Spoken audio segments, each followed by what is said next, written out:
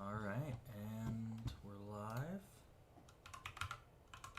If anybody knows a good bot, like for Discord to like sense when I'm going live and like send an announcement to a channel,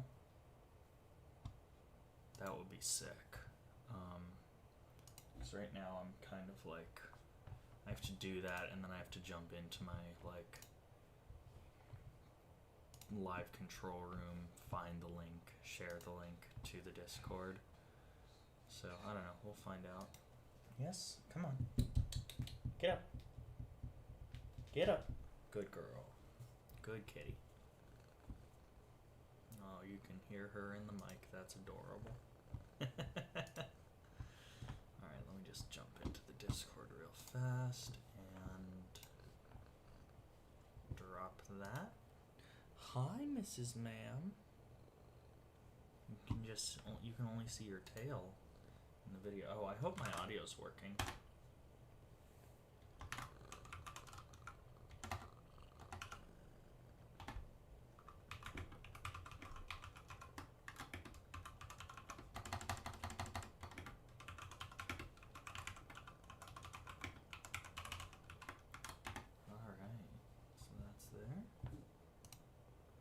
Yep, looks like my audio's working and everything should be good. Nice. That cat is going to... You're just going to be the whole dang stream, aren't you? No, you're going to get bored in 2 minutes. I know you. You're not often interested for a long period of time. Come on. Come on. Oh, good girl. Good kitty. Right, yeah, so, I mean, today I'm trying to keep it really chill with the stream. Yes, ma'am. Yes, ma'am. That's kind of the goal today is, like, you know, I just kind of realized that I needed something to do, something needed to happen. I needed to not just sit around and play Fallout New Vegas and Wasteland 2 all day for, like, the 5th time this week, so... Oh my goodness, waffles. Right into the mic? Right into the mic. Okay. But so, yeah, kind of the plan for today was to really kind of take what I'm doing here and sort of like streamline it, make sure I kind of know everything that I'm doing. I'm going to angle that so it looks a little cuter. Let me see. I don't know. But yeah, so it kind of like, you know, streamlining my setup, sort of kind of coming up with ideas, thinking about what I want to use, how I want to use it, that sort of thing. I mean, if you want to live back there, Waffles, there's a nice little spot for you. Feel free. But yeah, so I guess where I'm going to start with is I'm going to sort of assign everything its own, like, place, if that makes sense. I've started really falling into using some things to do the same types of things, and so that's been like my number one, my number one goal for a while has been to sort of like streamline how I use things, because a lot of what I have here does a lot of different things. Hey, how's it going? Also, I totally forgot to respond to it yesterday, and I just saw it when I was logging back in, but thank you for such a kind comment, that you left yesterday or the day before or whenever it was. That was really kind. Glad that you're, sticking around after all this time. But, yeah, so I'm really, like, trying to structure things in ways that, like, you know, I sort of have an idea of what each machine is doing and sort of, at least in the studio, give it a dedicated thing that I think it can do best. So... right now, kind of that idea is to have the circuit as like the main brain. The circuit is a place where I can not only do a lot of sequencing, but I can also, because of the MIDI tracks, I can also control all of the... don't hit the mic with your tail. I can also control all of the tracks in the blue box.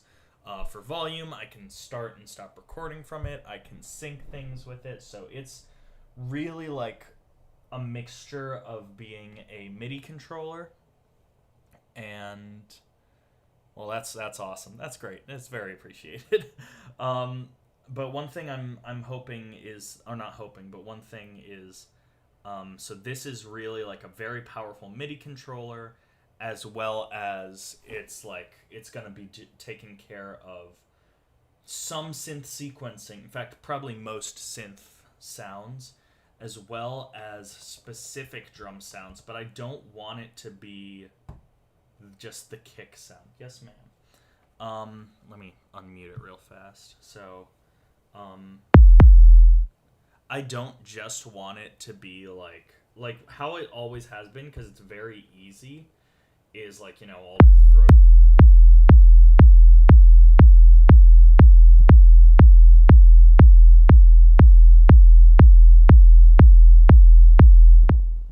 I'll throw like a whole set of, you know, I'll sort of have an idea of like, okay, I usually throw a kick down, and then I usually throw some hi-hats and everything like that. I throw some snares down, and that's cool, but it's also only 4 drum tracks, and that's kind of limiting, so I'm really have started putting in work. And so I think that basically all of this modular stuff is going to be a lot of different percussive elements, so that I can really focus this down to kick, snare, and then a couple open sample slots that could be both melodic or percussive, because this does really good toms, is kind of what I've found, is it does like really good like noisy toms and like sort of like snare doubling, and it's also really playable, so I can start evolving things. Yes, Waffles, there's a tarantula in there. You're not allowed to, you're not allowed to get in there though. And so it's really playable, it's really flexible in that way, just because of the nature of the machine. There's a lot of different dynamics I can get out of it, and so it feels right as like an auxiliary percussive element, because you, in my opinion, you kind of don't want your straight up percussive whatever. You don't want your like your kick and your snare, at least your main kick and snare, to be that dynamic, because those kind of need to hold down the whole fort. And so I think that this, even though it does really cool kicks and really cool snares, I think thinking about it in more of like a context for like where this, how to use it in a more flexible studio context, is to sort of limit its flexibility. So I think this is going to be toms. This is, or like dirty toms, secondary snares, just dynamic percussion, bits of noise, that sort of thing. And I want this, I think I want the regular modular to be mainly percussive, like cleaner toms. I'm not. I'm just like sort of thinking out loud, through like how I've been, you know, I've been working with a lot of these different machines for a while, so I kind of know them, and that's really all it is. It's not knowledge as much as it is just trial and error experience. But so this machine has a lot of cool different sequencing to it. So this one is a really controllable, but really limited in your control, and this is much less controllable, but it's because it's sort of generative. You get a lot of different pieces of flexibility with it, and it sort of works itself.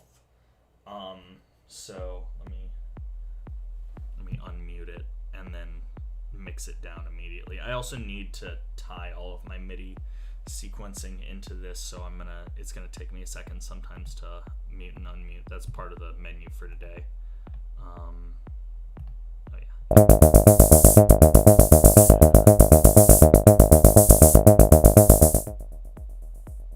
Yeah, that was way too loud. Everything I have right now is just way too loud, because I've been, or maybe it's not way too loud, but I kind of need to set all these levels, and then I can choose to bring them up or bring them down. Oh yeah, I'm actually probably not loud at all. Let me turn up my vocal mic real fast. Just a little bit, just a tad bit of gain. on it. There we go. It's going to be super noisy and super gross sounding for a minute. In fact, I'm going to actually turn it down a little bit at the source. But I just realized, like, I looked at my interface and I wasn't even close to peaking, and I'm like, oh, that means it's definitely quiet. I'll sort of level out all the volume at the end. But right now,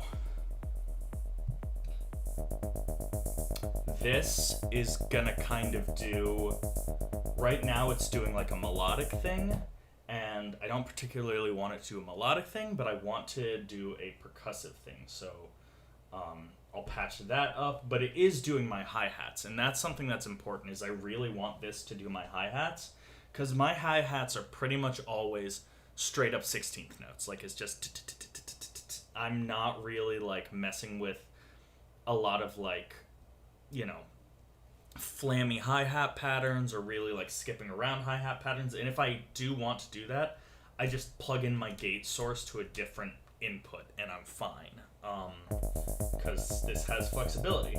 But what I like about it is I can sequence with this sort of sequenceable LFO, I can sequence how when it like loosens and tightens and loosens and tightens, so it's really cool in that sort of way. So I think this is going to be mainly like performance percussion, and I mean that like in the most like this is really performable percussion, and then over here I'm going to be doing most of my melodic stuff, most of my like sort of roots percussion, just like the basics.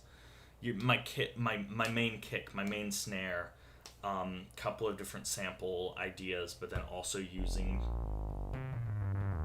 like having like bass and stuff like that. And then for the OP1, I'm not exactly sure where it's gonna fit in. If people follow me on Instagram, they will have seen that I've actually posted that I'm thinking of potentially trading it. Only because I'm learning that right now what I'm looking at is something that's a little more of a live performance tool. And I see this as a great creative tool. I see this as a great thing to have sitting on my desk, and I can really easily and quickly create really cool textures with it. So like, you know, there's that one. Let me unmute that. And let me bring the volume down because I know it's going to be a pain. So it's really easy to just get like a good sound right off the bat, and then to do something funky with it, like, I don't know. And that's the thing, I'm not sold on keeping it or selling it, but I've kind of put out feelers for potential trade, but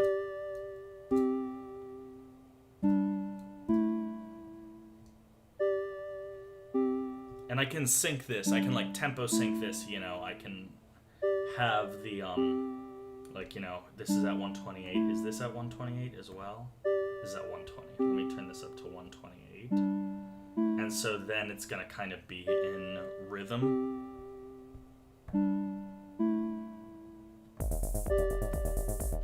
So, let me turn down this.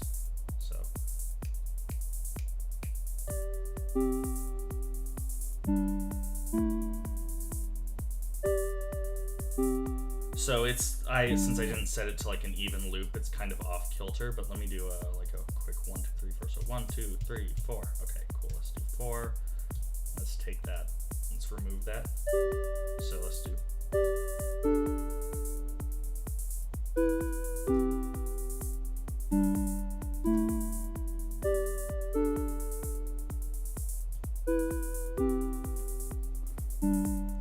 And that is the thing, is it's such a unique workflow. I don't want to get rid of it per se. Like I like working with it because of how quickly I was able to just throw something like that down and get this loop, and then I can easily do like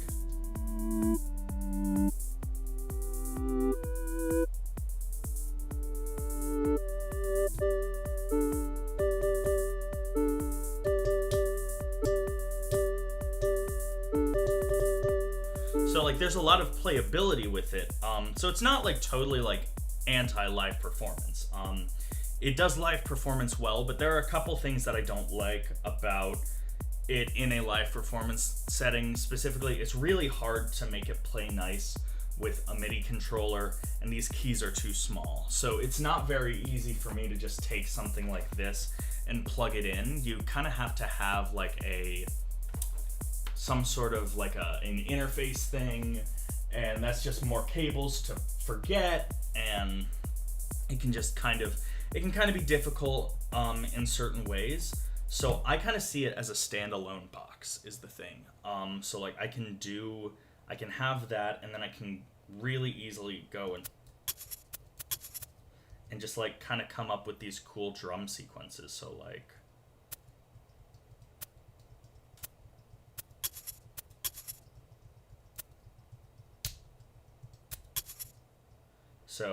now I have this weird 32-step sequence. And it's like kind of off kilter, and it's very easy to make like weird arrhythmic things if you're using the endless sequencer. And then it's really easy to be able to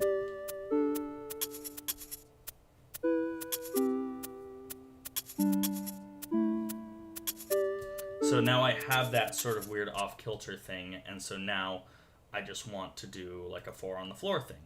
Let me find my let me turn that up. And then, so, okay, I like that kick. Let me just do 2, 3, 4. Cool. That's just going to sit there now. And so it's really like, it is really performable. And like, let's say I want that on its own track. I'll put it on track 4 and...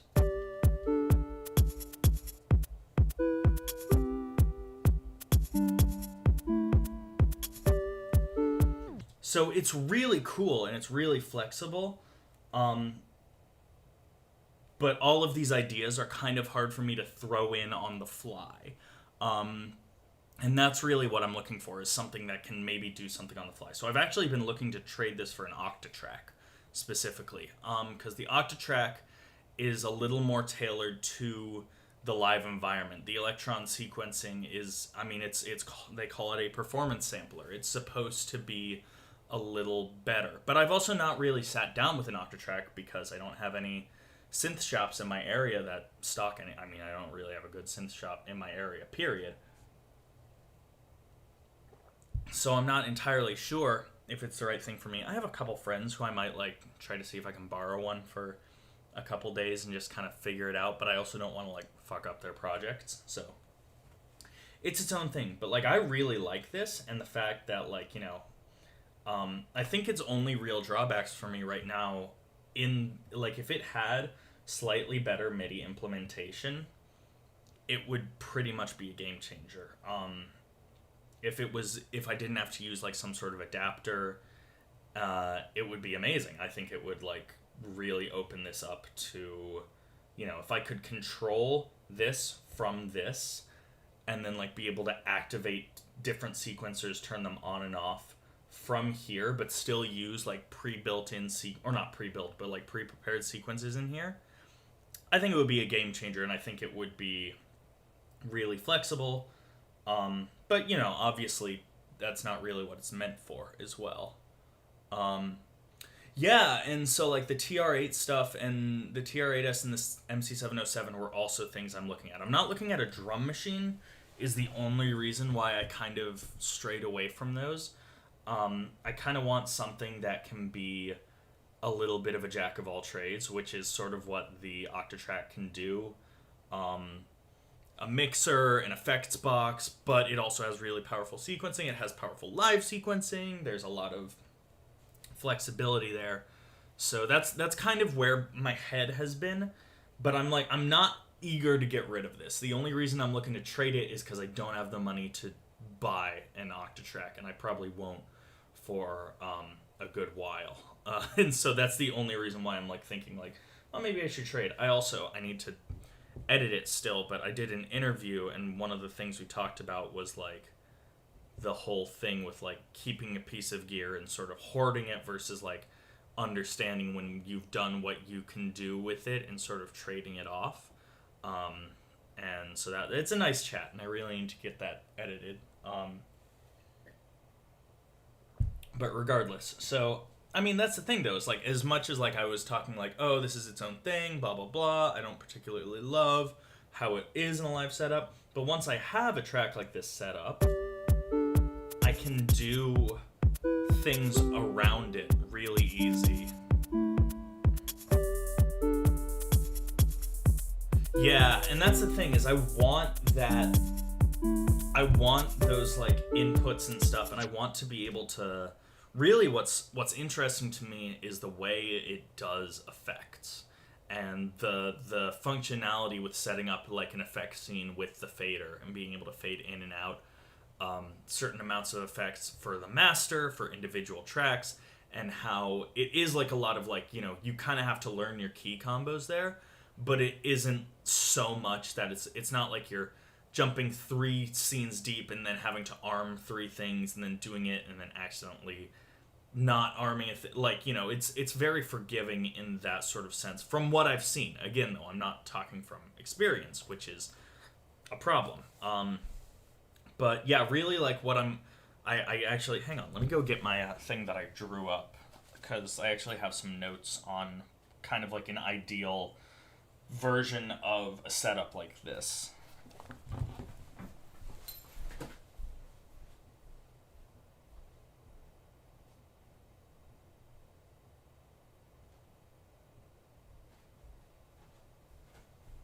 Okay, so basically I came up with this thing.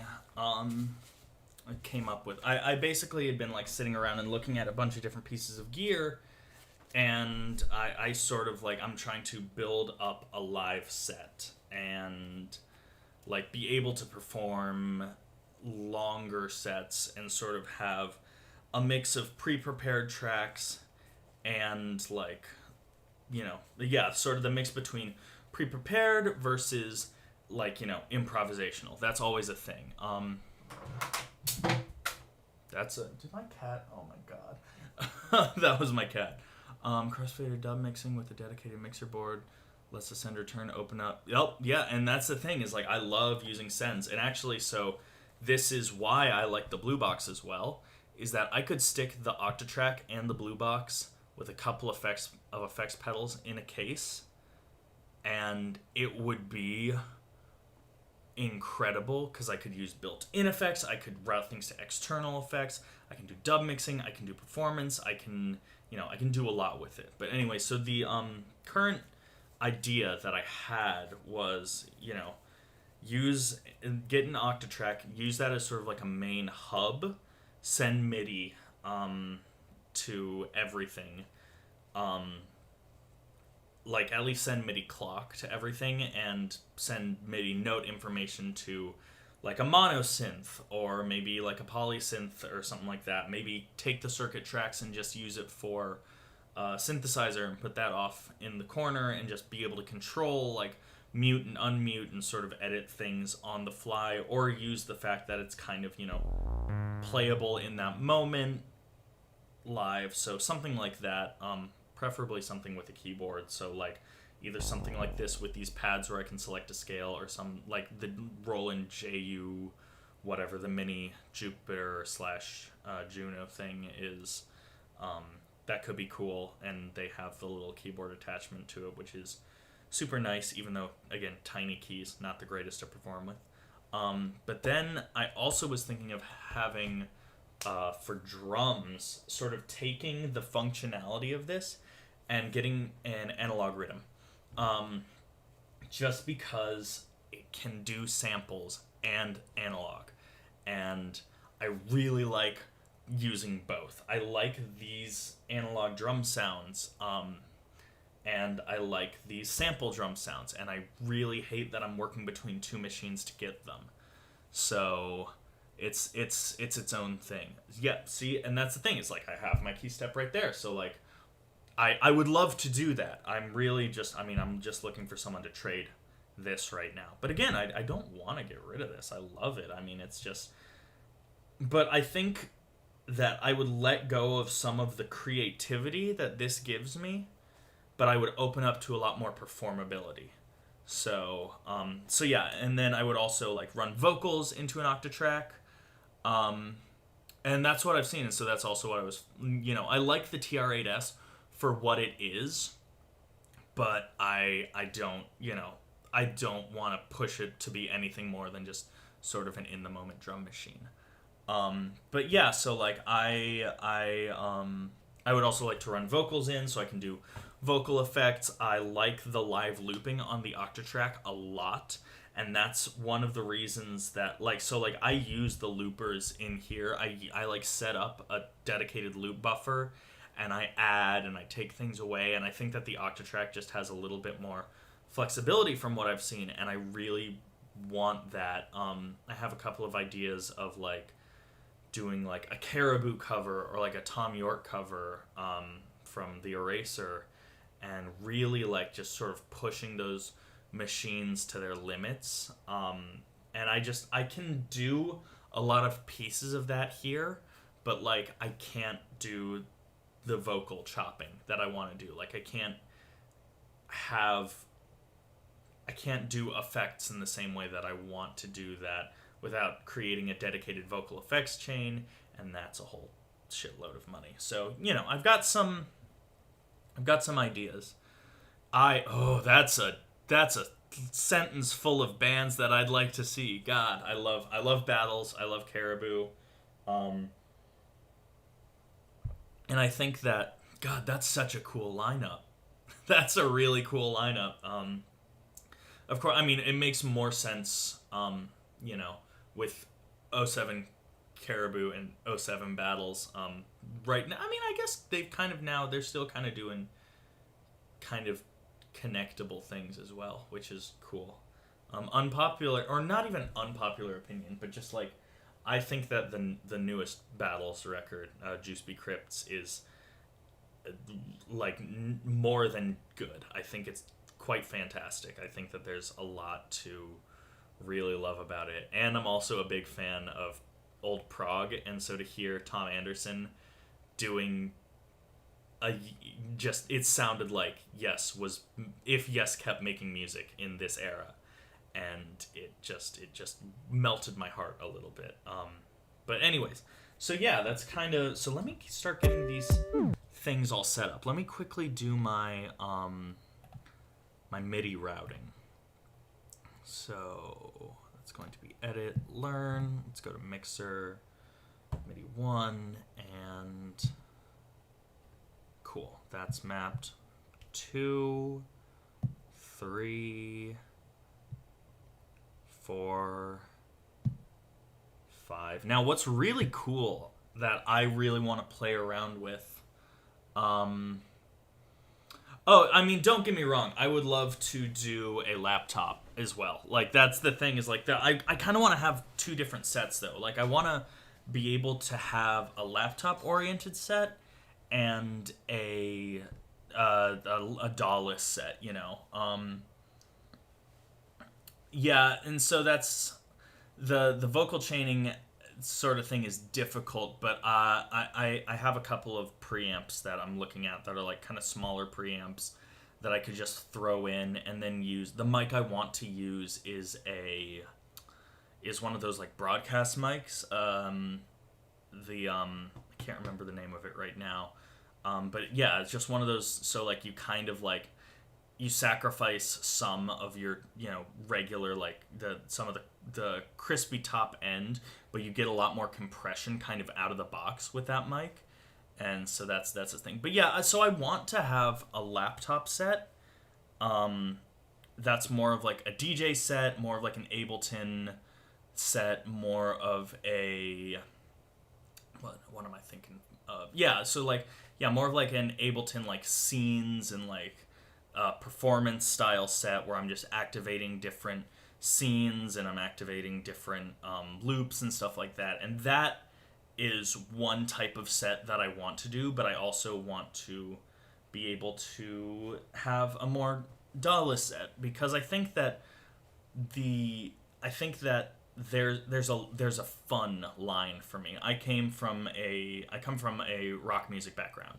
So I'm used to having instruments, and it's just kind of not the same to just, I don't think that it's cheating per se. Like, I know that there's a lot of that, oh, it's just cheating if you go and plug in a laptop from the rock crowd who doesn't know what the fuck they're talking about. But I still think that there's an element of fun that just sometimes can't live with just activating stuff and doing little effects with a MIDI controller. There's a little bit of that fun element. You gain the safety element, which is amazing, and so that's why I want to have both. But wow, hello, Miss Ma'am. Good to see you. But yeah, so that's kind of the idea is to definitely like have both, but kind of keep them separate for now. And I think that also, at least in my city, audiences respond a little better to pieces of gear on a table versus just a laptop. I'm in a college town, and there's a lot of... Don't purr into the microphone. There's a lot of pretentiousness, and there's a lot of pretentiousness, and it just, for where I am, especially as like a starting musician, people kind of want to see more. People kind of want to have a little bit more, just because it's a live music town. There's a lot of people who do have that sort of mentality of like, oh, you're just plugging in a laptop. I don't know if you're just pressing play on iTunes. And I'm like, well, sorry. Waffles. Quit it with the mic. Jazz musician talked about tension and failure on the instrument and the trust creating the diamond. Yeah, and that's the thing, is like that is like a thing. It's like, it's sort of like a NASCAR race. Can you tell I'm from Virginia? It's sort of like a NASCAR race where you're kind of watching it because you're like a little bit, there's that little bit of like, is this all gonna go wrong? Is this... Waffles, you're messing up my recordings. Yeah, you're sort of like... Waffles is quite a little baby. She has a bad attitude all the time, and this is the one time where she's chosen to be sweet to me. But yeah, there is that tension of you kind of want to see something go wrong, or at least you expect something to be able to go wrong, which is why it's more impressive when someone executes it. And I think that to an extent that's kind of bullshit, because like, you're not going, why are you going to a concert to see someone potentially fuck up? Why aren't you just going into a concert to enjoy music? But again, that's like a very, personal... Can you get off the laptop? I'm gonna have to close you out of the room if you keep acting like this. I don't want to do that. I don't want to do that to you. Mwah! Silly cat. But yeah, anyways, so, I'm sort of trying to find a flexibility. So, but yeah, let me jump into repatching the all of the gear that I have in order to get it to sort of do what I want to. So I'm gonna start a sequence. Let's unmute all of my tracks. And now, as I've connected the things to the MIDI thing, now I can actually control the levels from the circuit. So that's great. I can't remember what channel that's on, unfortunately. So we'll have to figure that out. I want to say it's like 4. Nope, that's my guitar. There it is.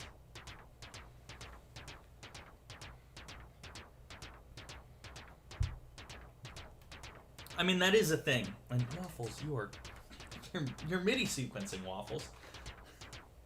Look at you go. Oh, I actually have a cool idea of something I can do with these MIDI sequencing pads as well. But I'll get into that later. But yeah, I mean, and that's the thing, and I love Zeppelin, and that's kind of the thing, is like, you listen to it, and it's just so swirly to a point. Like, you're not sure how things are gonna land. Anyways, so let's do the pitch into noise level. And let's tune my oscillators up a little bit, and also we can bring the volume up just a bit.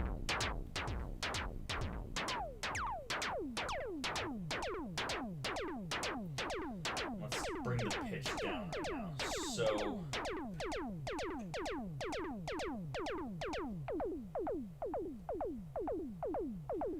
and see, that's what I mean, is like I love this as like a time, not a time, as like a really flexible tom thing. Yeah, and I mean that's the thing, is like that's also part of why I want an octatrack is I can sample the modular and not have to, not have to have the problems in the live setup. I need to look up that James Holden Max for Live device and that set and everything, because that's really cool. But yeah, so yeah, I mean, generally, since I'm using it as more of a drum machine and less of a melodic thing, I've been able to sort of hamstring the dangers of modular. And I've actually used modular in like melodic contexts in bands and stuff. It's hard. It's really very rarely worth it, except for if you are in a room full of music nerds who kind of understand what a modular is and what it's doing, and they're like, oh, that's cool. And then you get that opportunity to be like, yeah, it's cool. Where'd my sound go? What did I do? Did I turn it down? No. Hang on.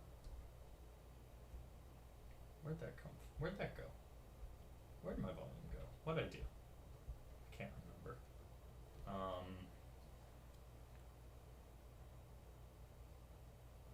This is the worst part about having a setup like this, is I'm like, what did I do about all of my audio? Why isn't it? Oh. Let's run it.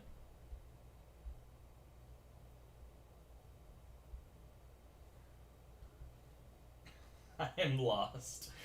This is a very much a me thing that happens.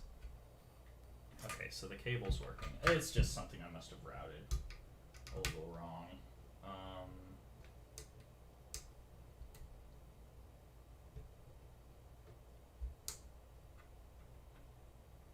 Oh, duh. I turned off all the velocity pads so I could sync it. I'm stupid.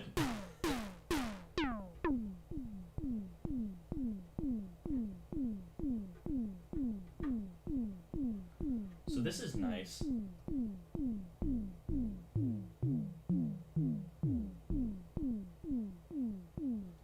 Let's bring down VCO2. I'm just gonna have a single voice for this. And keep it just a triangle wave, because I don't really want it to punch that much. I really want stuff like this to be like, just very like, yeah, just very minimal, and I can just activate it by, I can keep it running. Let me make sure it's in sync, and boom. So now it's in sync with this, so if I were to throw things down, if I were to re-bring up the volume on the circuit. So now I have my 4 to the floor.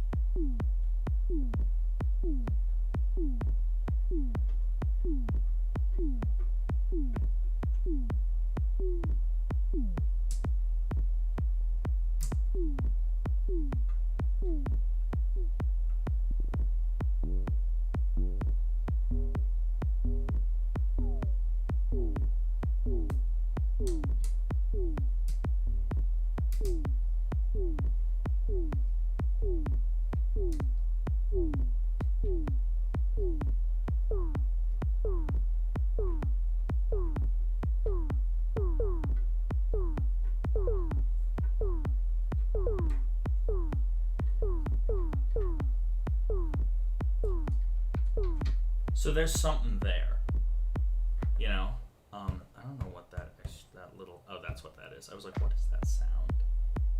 It's probably something Waffles did.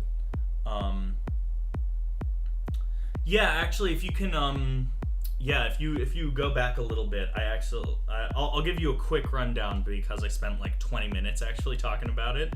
But so right now it's sort of just a melodic thing. I'll generally set the tempo to the same thing, and I'll just kind of loop things and create textures on it, but I'm thinking about potentially trading it for potentially an octatrack. It's just something that I can, get a little more of a live performance thing versus like a creative tool. Unless someone donates me, unless someone gives me $1,000, then I'll just buy an octatrack and I'll keep this. One can dream, can't I? So now I'm gonna clock my modular, and this is where I'm gonna start again, trying to bring that sort of, this is where I'm gonna start doing that, like, let me take that volume down. So let me clock my hats. Oh, actually, I want to split that clock. So this thing is getting basically a 16th note clock. So just like, straight. I can choose to change if they jitter a little bit, but I generally keep them straight. I'm using marbles as my sequencer, and I'm putting it in the grids mode, which basically turns it into, if you know anything about mutable instruments and you know anything about grids, that makes sense. And if you don't, it's just sending different triggers out in rhythmic patterns to make it very drum-like, which is why I'm then going to put that trigger into, I'm going to take this one and I'm going to put that on the trigger in for an envelope, and I'll use that to create another tom. So let me split that output so I can get a couple of different things out of it. I'll probably want to control the filter cutoff on my tom. I'll actually probably want to split it again. I know I could just use my buffered mult, but I'm lazy. And I'm going to want to have it do the frequency modulation, and I'm going to want to have it control the CV of the VCA. So let's do another triangle wave, just to keep my tom sounds pretty soft. Because I'm kind of like, with this right now, I'm kind of doing like kind of minimal techno sort of thing. So generally it's just like, driving kicks, and then you start getting these little flutters of different things. So now let's take these outputs. So I'm going to patch these into a mixer. Let's patch that into a mixer. Let's actually have my trigger going into that. And let's take an output and let's give it a listen. Should I run it through clouds? No. I'm not going to run... I'm going to run the tom through clouds. And then I'm going to run the hats dry. I haven't seen that. I'm all down for, new drum machine ideas. I've been looking at the, I think it's called the blast beats or the break beats. I can't remember. It's this FM machine, and it has like 6 drum voices and 4 synth voices or something crazy like that. Like, it's a very small machine, but it has, and the buttons look really nice and tactile. So I might be looking at that, although if I'm looking for an FM drum machine, I'll probably either just get like the model cycles or the Digatone. Anyways, let's turn up the modular. Let's see what sounds I got coming out of it now. Nothing. Cool. That's not what I wanted. Where is modular on my channel? Why are we not getting any sound out of it? Because I don't... Oh. Make sure that these are all the way up. And let me go to channel 5 real fast. Check out the gain staging. Check out the volume. Okay, well... should be getting audio. Oh, because I have it going into the right input. There we go. There we go. So like, so this is what my tom is now, and so let me take that up. up. Yeah.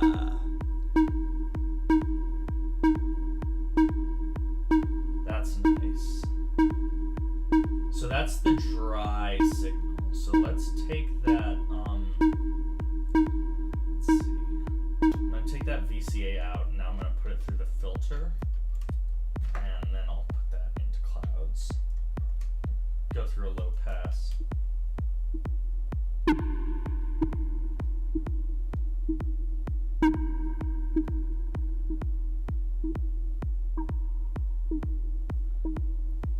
And so now what's cool is I can turn this bias knob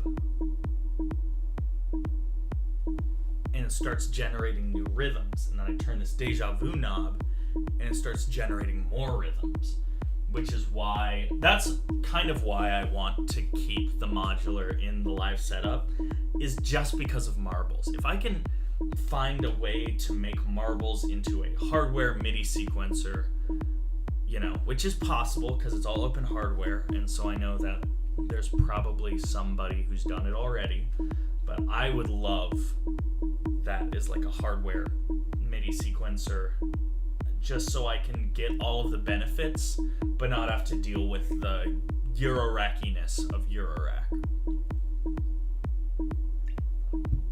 It's such a good, like, controlled random source, though. Okay, cool. So let's now put those hats back in, and let's control the decay.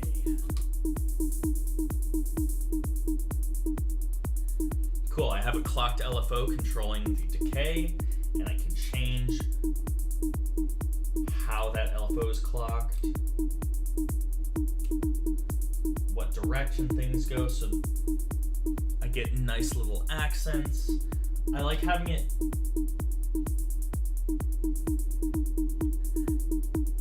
that's so nice. Let me turn up the, there we go.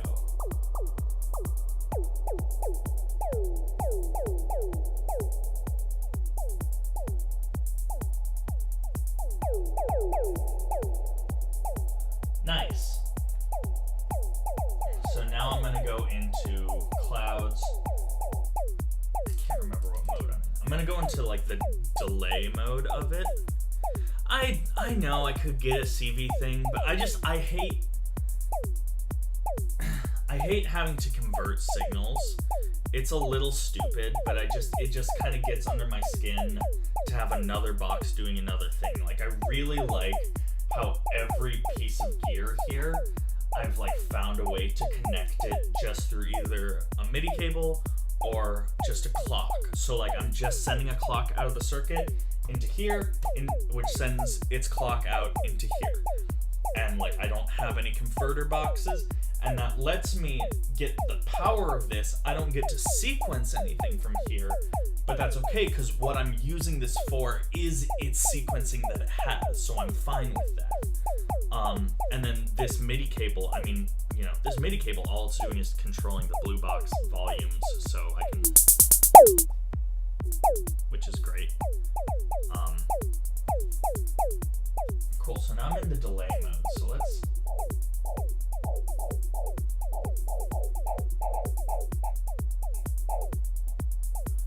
I want to say that's like a two-way filter.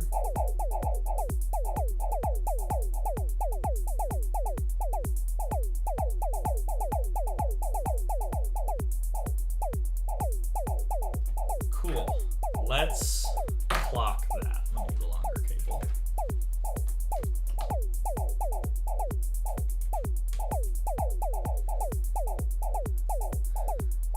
Let's say that's the trigger.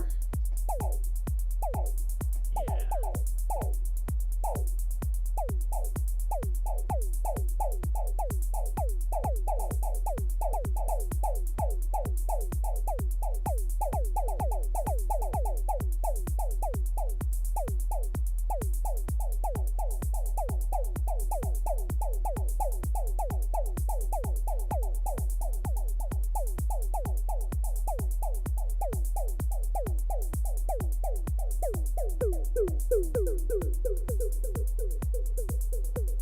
Nice.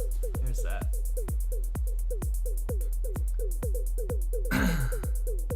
Yeah, that's also true. And I've been looking at getting like specifically a 909 style drum kit as well. So that's tempting. Yeah, I just can't be spending that kind of money right now, which is what sucks. But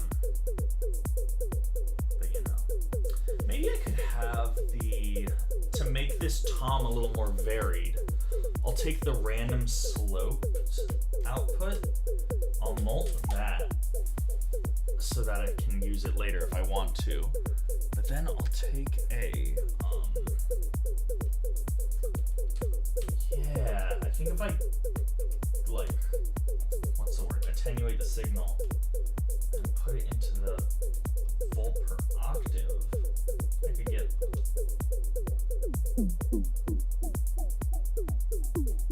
there we go.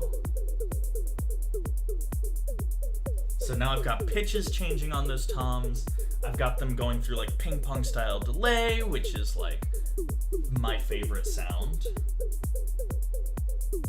And I've got hats, and I've got, yeah, that's really nice.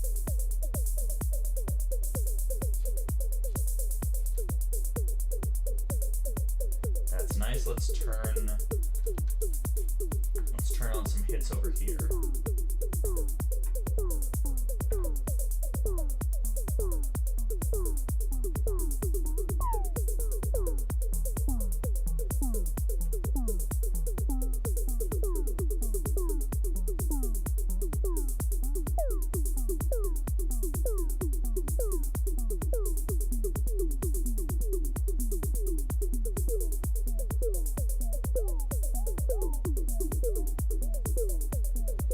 Cool. And that leaves freedom over here to spend more time doing like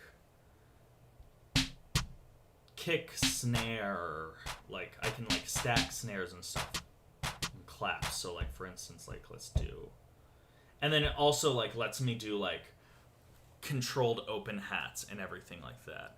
In my opinion, who's the most attractive musician? That's a difficult question. I don't know if I have an answer for that off the top of my head. I think beauty is in the eye of the beholder. So I cannot answer that question. I'm really trying to think, and I mean, like, any pop star is attractive. Like, that's just like a thing. Like, you know, like if you're into whatever type of person you're into, there's the most attractive version as a pop star. So that my cop-out answer is like most people who are doing very well in music right now are very attractive. Yeah, it does add up. It's very. I'm thinking of trading a couple things, but again, I've kept my system is just this little palette case, and it's everything I need and nothing I don't, which I realized was kind of stupid because now I can't trade anything away or else I lose something. But you know, we'll see. But yeah, so let me throw in some drum stacks. So like let's.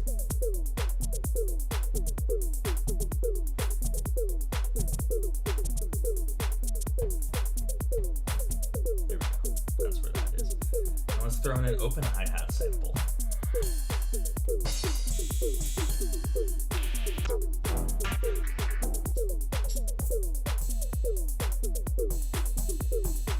Yeah. That's nice. And for me,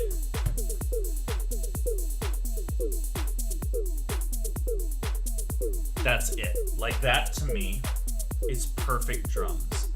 And it takes a long time to patch, but like if I have my notes on my patch, or if I like, you know, get like a deck saver and like I don't have to unpatch it, I'm pretty much set to do whatever I want. So I have a lot of flexibility. So, like for instance, let me just mute everything except for the kick, and mute everything else out except for my voice. And if I just go, so I'm gonna start here, and I just want to build up a basic drum thing. I've kept everything here really simple, so it's not like anything that's impossible to recreate. Like each one of those sequences only has the max of 4 beats in it. So let's mix in. So let's bring this in, actually.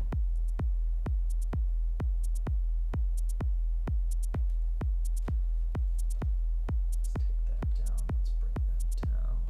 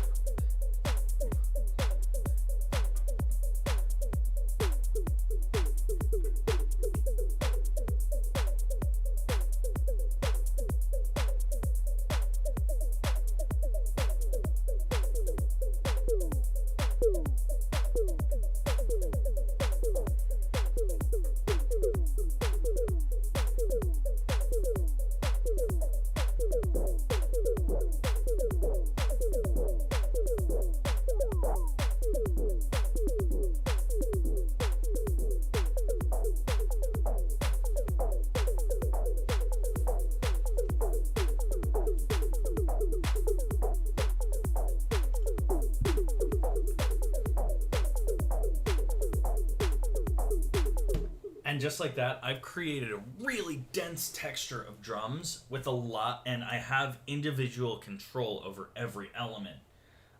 So if I don't like a pattern, I can take it out, I can tweak it,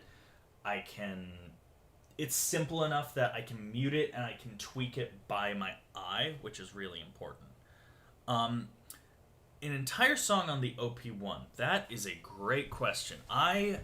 Another reason why I'm looking at maybe trading the OP1 is I've been spending more of my time with the circuit and with this whole setup than I have with the OP1. But so I might be a little rusty on how I do this. But generally what I do is I start out, well, first of all, it depends on what type of song. For drums, I mean, I like a lot of the stock kits they have in here, but there's also, if you go to opfun.com, here's a hack. Even if you don't have an OP1, go to opfun.com because there's a lot of great samples on there.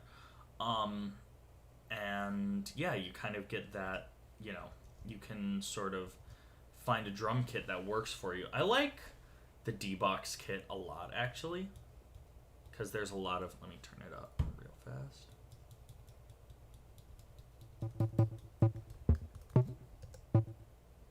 Turn that off.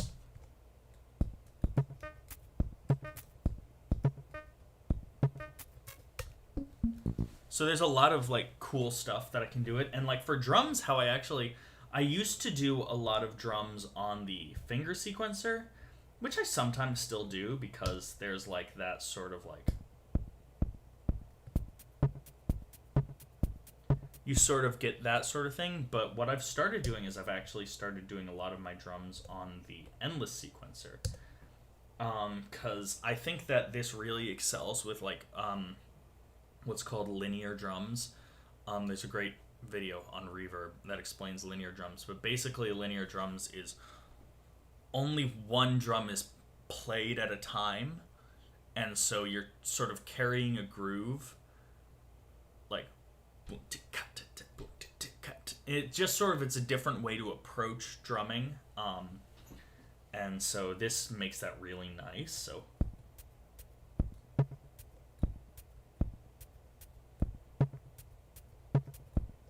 fuck, I forgot, you can't do subdivisions when you're tracking in like that.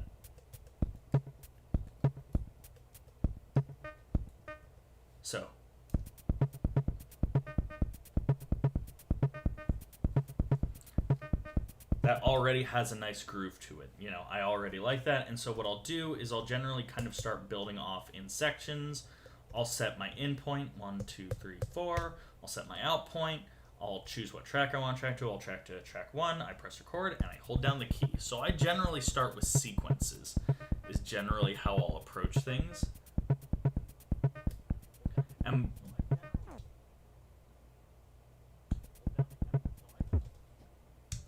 let's turn off the mic, and let's do that again. Waffles turned on the mic. She's a bad cat. So this would sort of be my groove. And one thing that I do with the OP1, because it is so limiting, is it taught me how to sort of submix things. So I would probably record a hi-hat part as well. So let's go back to drums, and let's turn off the sequencer, and let's find just...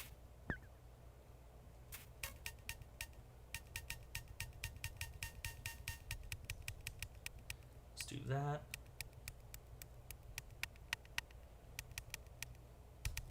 And I'll do a sort of triplet pattern, so let's do...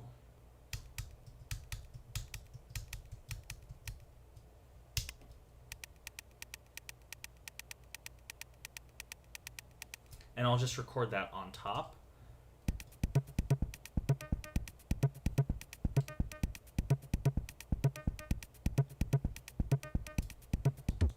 Cool. So that's how I would do that, and then let's just find like I like things like this. I'm clipping on my output. That's the one thing that's like one thing about the OP1 that nobody ever mentions for any reason is that it's really easy to clip your output.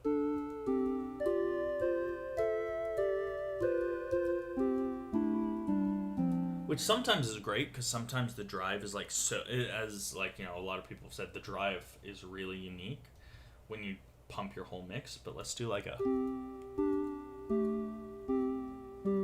Do I want a happy sounding song? So generally I'll let that loop and just kind of see what I get out of it. So let's do like a...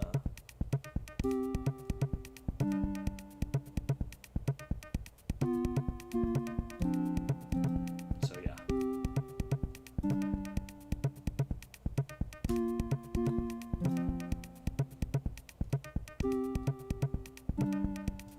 And that's the thing that I hate doing, is I just accidentally recorded on top of my drum track.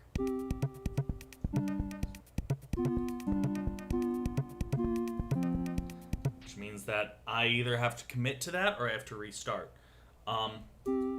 And for the sake of this, I'm going to commit to it. And I'm going to just record a lot of takes of this on top.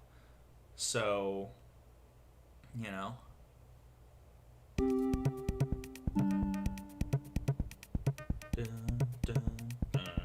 I need to make sure I get those chords right.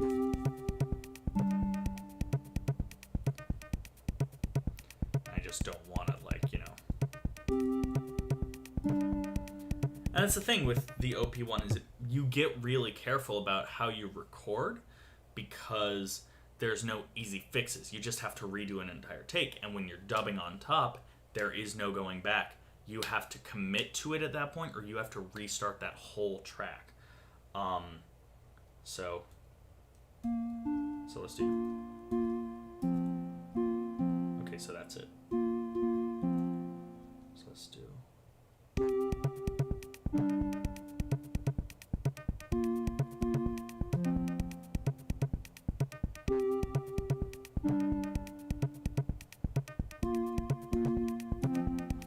And you can see we're already clipping the output just a little bit.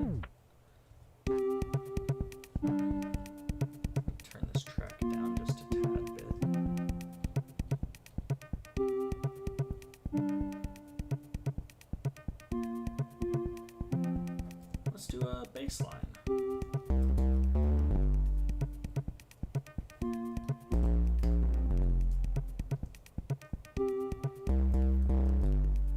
Let's put this, let's use the punch on it.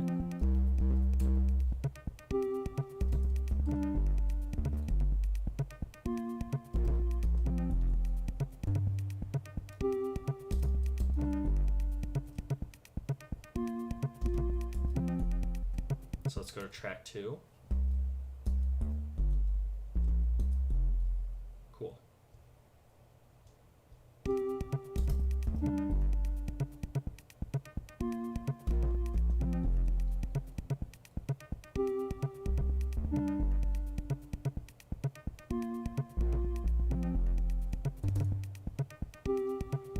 Nice. Cool. So that's just sort of the building blocks of like how I'll do a thing is I'll just kind of start building. I'll just find a loop that I like. And sometimes that ends up limiting me to one loop because if I start building other loops, they don't really sound connected. But I think that's kind of the joy of something like this is you sometimes, why aren't you focusing? Come on.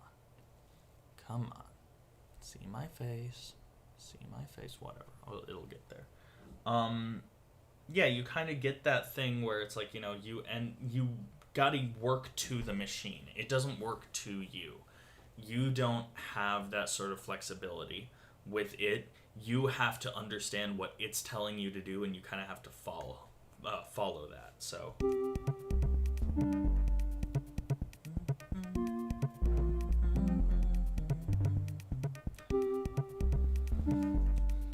Let's go to, but then what's cool is like a lot of the post-processing stuff sounds cool. So like let's throw in like the grid not the grid. Let's do the nitro on the end.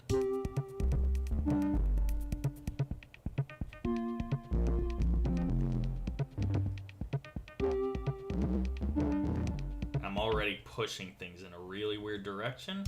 Why don't we just drive it to hell on the output?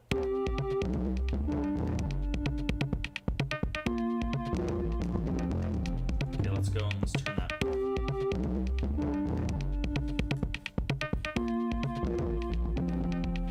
And turn.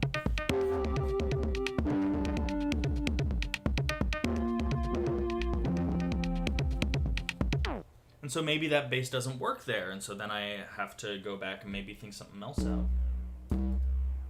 So maybe let's take that bass, but let's really filter it down. So let's go to the nitro and, oh, sorry.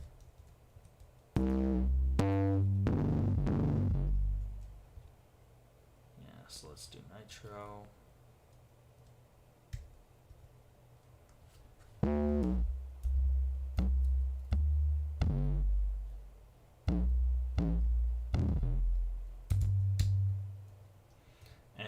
Yeah, let's just go back to that track 2. Let's lift that.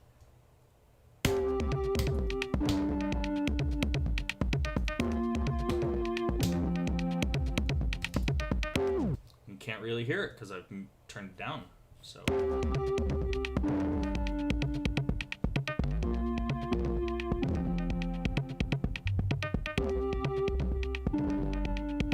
And so, you know, there's just unique things you can do with it. Let me take that drive off. You know, I'm not loving it.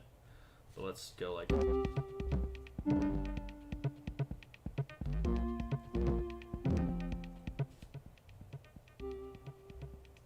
There's where some of my distortion was coming from.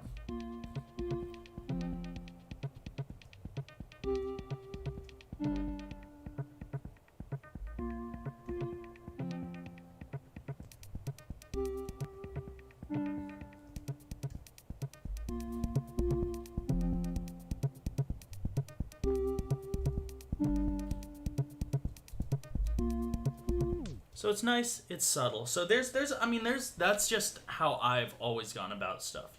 And then, you know, obviously there's the performance tools when you're on the tape thing, so you can be like.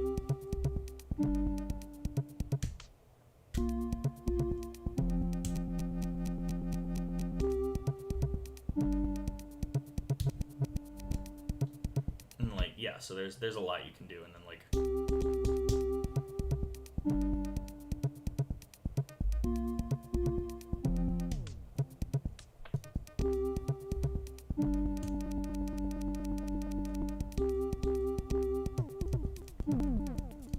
Yeah, so, you know, it's fun. Let me try doing. Okay, so this is a thing that I was talking about earlier. Was different MIDI things that I can do on this. So I'm gonna advance that, and let's go back to edit. We're gonna learn. I'm gonna go to track, and on every single one of these tracks, I'm going to learn one of these keys to a mute. Mute. And here's the thing. They're only active when they're being held down. So what this means is you can have sort of muting. You can have sort of like gate things. You know, you can have like that sort of flexibility there. So let's go 5, 5, and then 6. Let's do that there.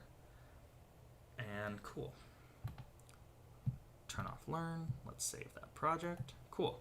So let me turn. So I have these things going.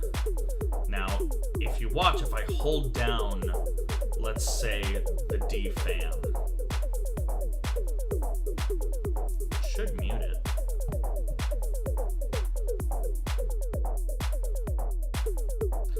I tied these to the wrong things.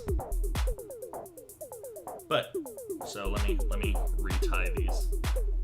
Of course, that's a me problem. So let's go to learn mixer. Yep, mutes are set. So 1, 2, 3. There we go. 4, 5, 6. 6. Cool. That should actually mute the things. Now let's actually save this. Cool. And why did I press play there? Cool. So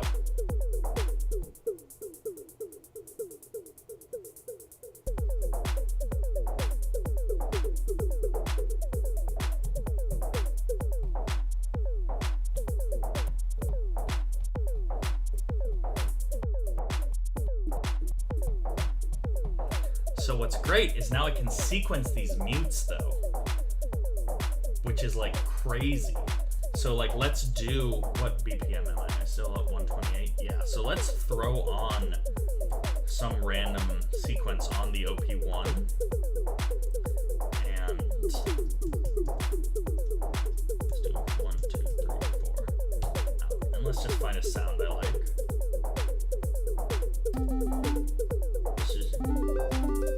We'll do something kind of dorky sounding. So let's go here.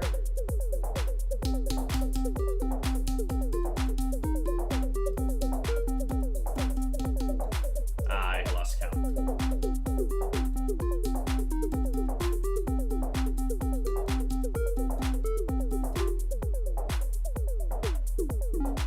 Cool.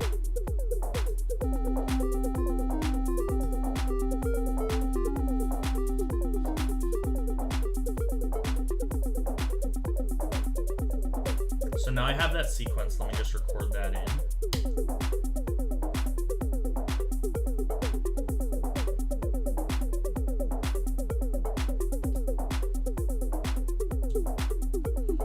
And now, cool, it's on 2. So now I'm going to have 2 play at certain points. Now I have like a natural side chain. Because if I mute,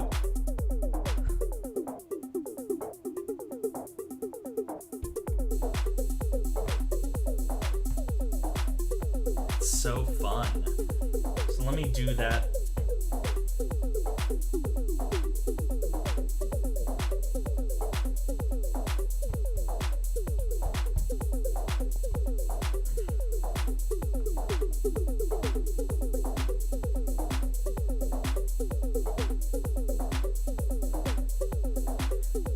Cool, let's use it. Let's mute out this whole thing every now and then. So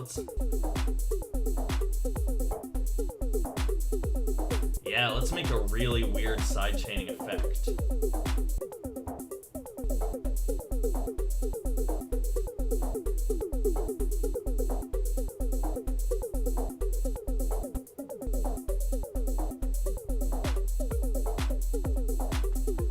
So that's just another cool thing that I can do there. Controlling everything from here. It's awesome. I really enjoy the flexibility of being able to control a mixer with a MIDI controller. So, all right, let's try to find some synth sounds here that I like.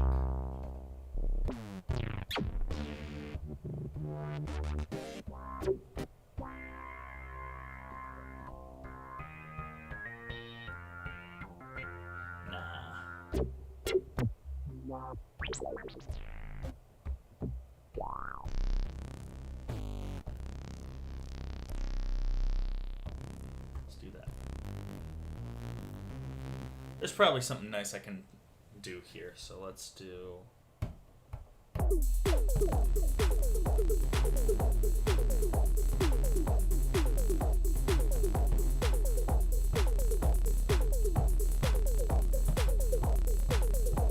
Okay, let's change the scale to a chromatic scale and do it.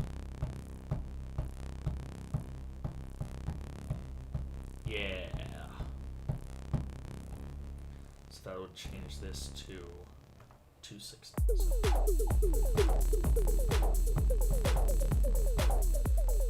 And I'll tweak it so it's more audible.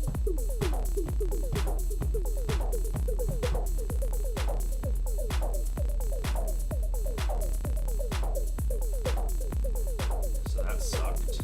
I missed pretty much everything. Oh, I don't have record quantize on. That'll do it. That will explain it. 3, 4. Cool.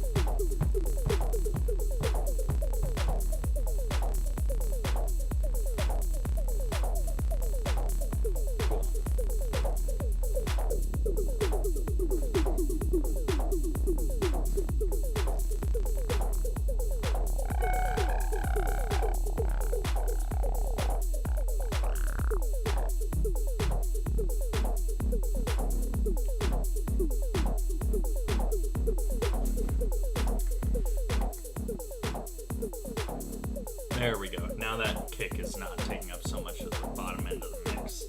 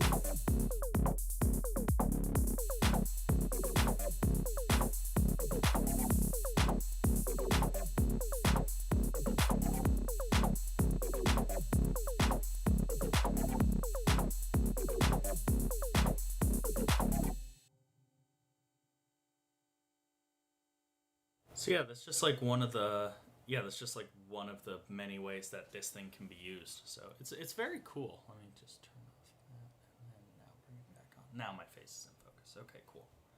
Yeah, so that's kind of, I think that that's a nice spot to have things. I need to spend more time finding.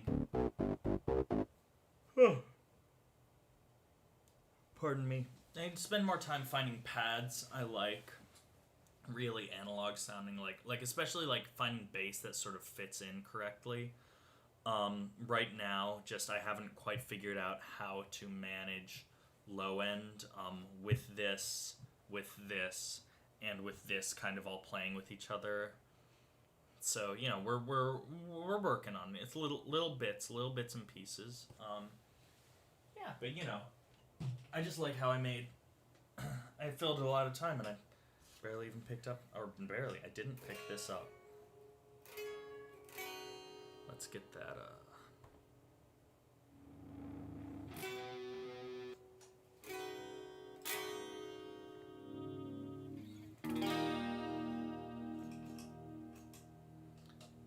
yeah, let's see how this, if it still sounds good, or if that was just a fluke from last time.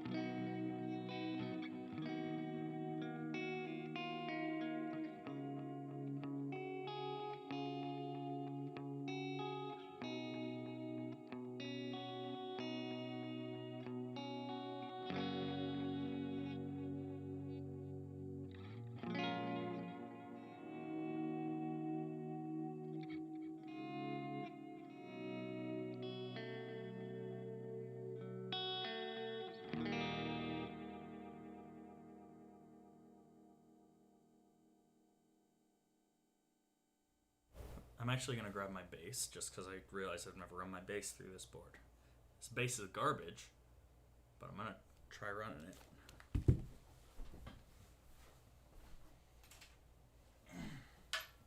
This is one of those like kit basses that like you buy for $100 and you get the bass and the garbage bass amp, and it's the only bass I've ever owned. So that's pretty neat. But it doesn't sound bad.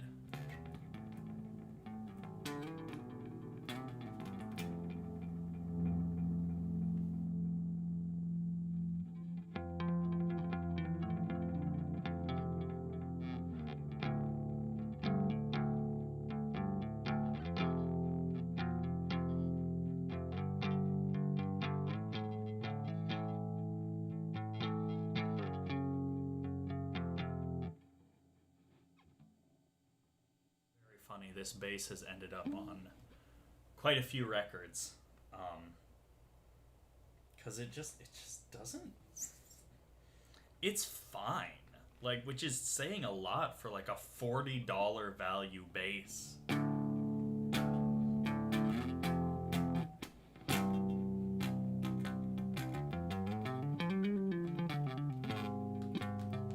on, Waffles, get on up. You're a stupid little cat. You got no brains in there.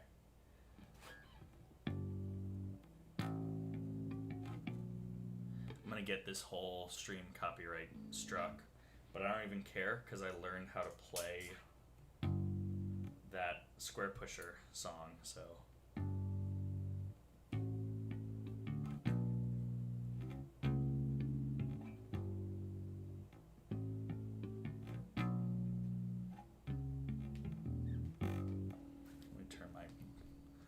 Ear volume up, because there we go. Oh, and that also can come up.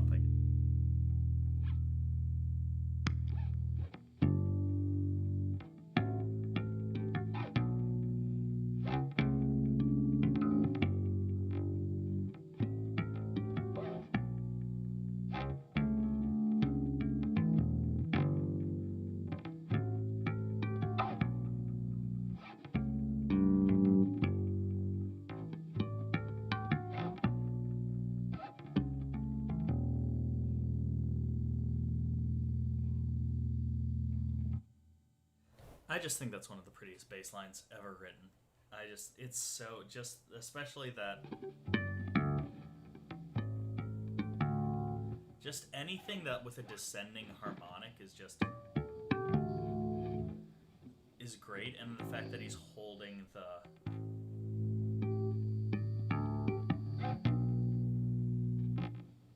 it's just great. It's just a great track. But the thing is, this is a cheap little bass, but it sounds good on a lot. Oh, hello, Waffles. Like, you throw in, like, a compressor in front of it, and I know that I've got, like, delay and reverb on it, but, like...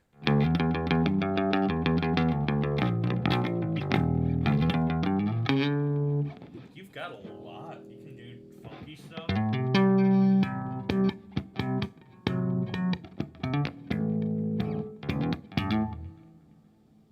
I'm slapping. That's not going to work for you.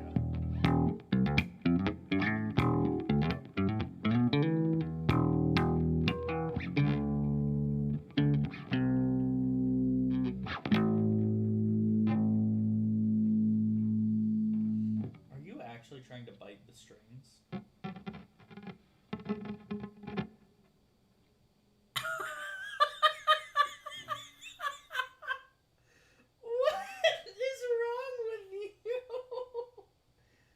It's not dinner time yet. It's not even close.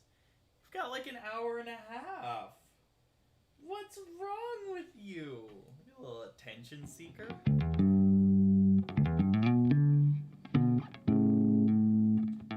I was gonna try to make some bass soundscapes, but I don't know if I can with this little purry machine.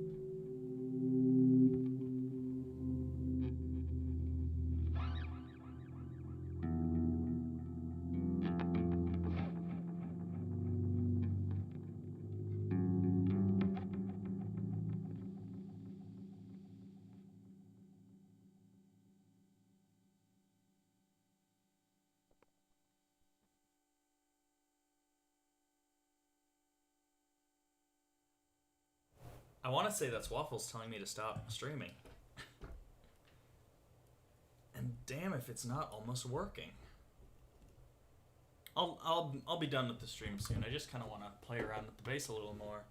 I'm like, well, why not while I'm live, you know? Oh, great. Of course, it's not doing the thing that it needs to do.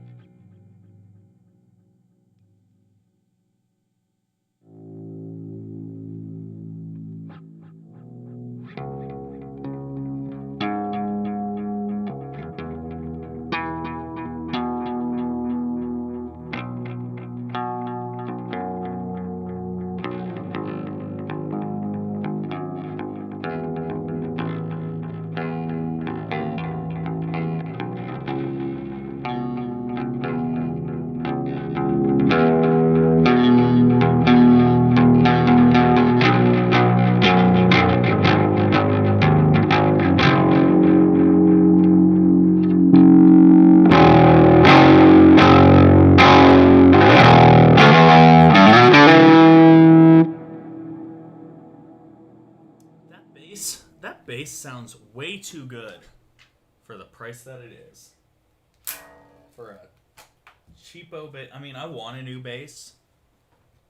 But every time I sit down to play it, I'm like, I don't need a new bass. It's great. It's kind of sick.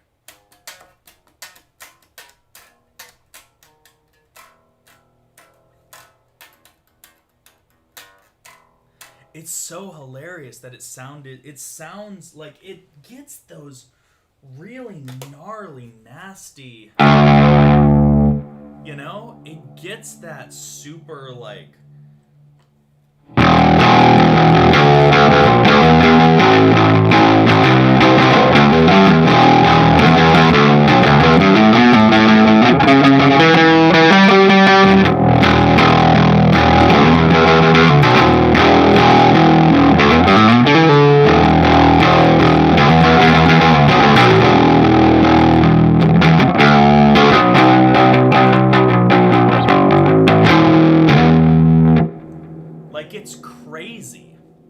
it's crazy.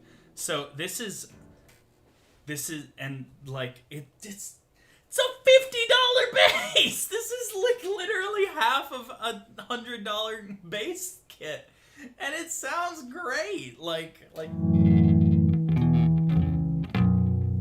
I cannot complain. I am running it into a couple of pedals that are doing a good amount of work, but even without the pedals, like, I mean, that's the dry tone. It's going into an... Let me take off the amp modeler.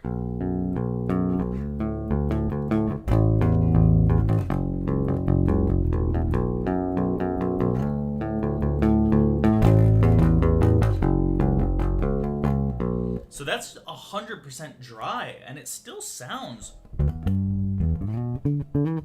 It's a little darker, but, like, still, like...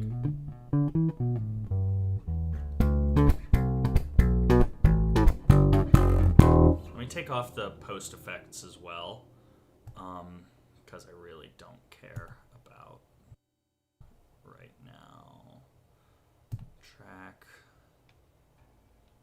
It's track 4, that's the track.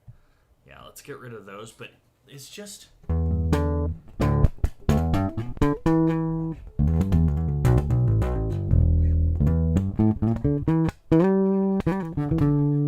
So yeah, anyways, to go into the pedals, I'm running this through my guitar pedal board.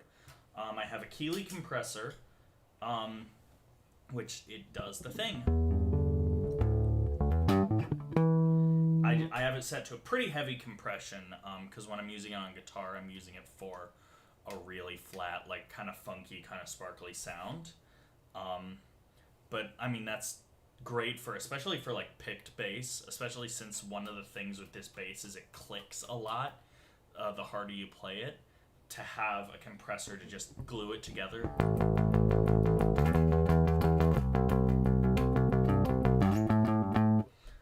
At the end of the chain, I have it going through a Strymon Iridium, which is my amp.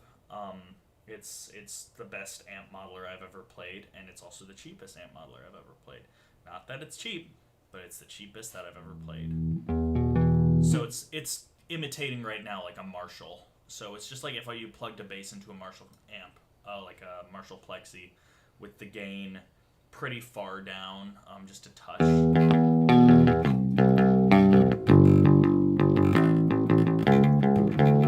So there isn't a lot of low end on the signal, but that's because my guitar is pretty mid-focused.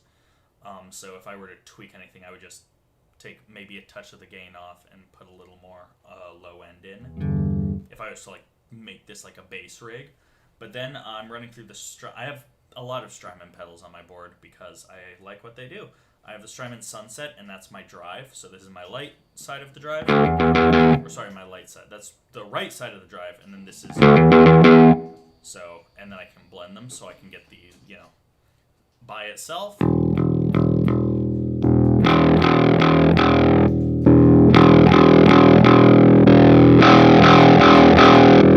So I have 4 stages of gain. I have the very light drive of just the clean signal with the Iridium.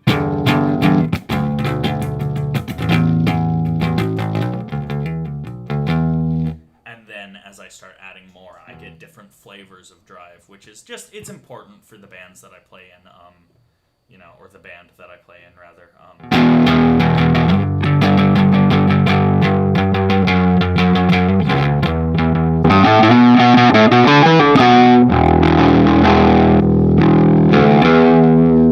This bass tone is like a Queens of the Stone Age. And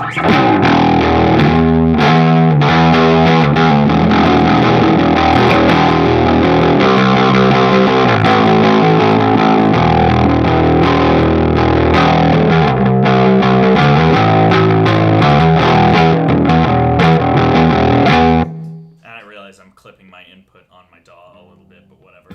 And then I just have like a little chorus, which again, usually for guitar, but it sounds great on bass.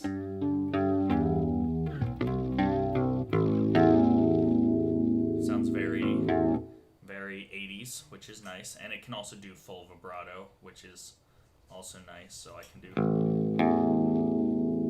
just a little bit of lo-fi sounds and stuff, which is always nice.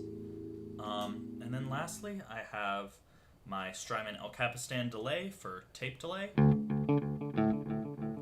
And I have this random DIY analog delay that I borrowed from a friend who's borrowing it from a friend.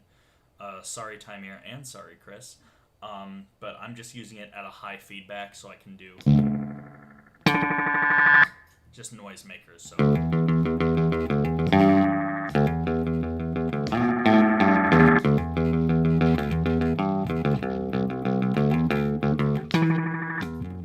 So yeah. And that's the rig. I also have a volume pedal on there. Yeah. Not too shabby. Alright, anyways. Oh god, I've been live almost 2 hours. I know streamers are live for like 7 hours at a time. I can't emotionally take that. So I'm going to jump off then. Good to see everybody. I feel like I was productive. I feel like I kind of got a lot of things set up, and like next time I sit down here, I'm like ready to make a lot of different things. So thanks everybody who stopped by. If for some reason you just discovered the channel, links in the description to all of my stuffs. Yeah, hope you all have a good one. Bye.